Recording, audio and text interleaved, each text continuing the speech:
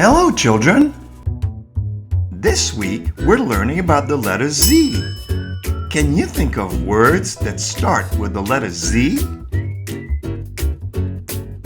Good! You're right! Zebra,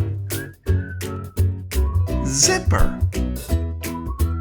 There are lots of words that start with the letter Z.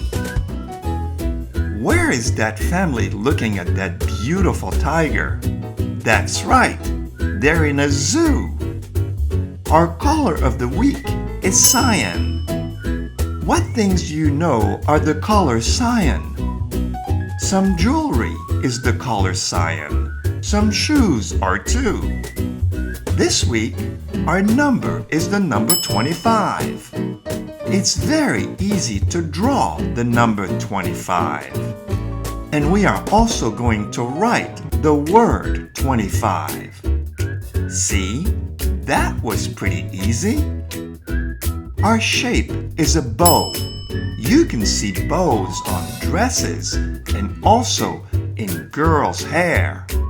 Our sight words are way, from, has, and time. Why don't you try to make some sentences using these words? Have fun and have a great week!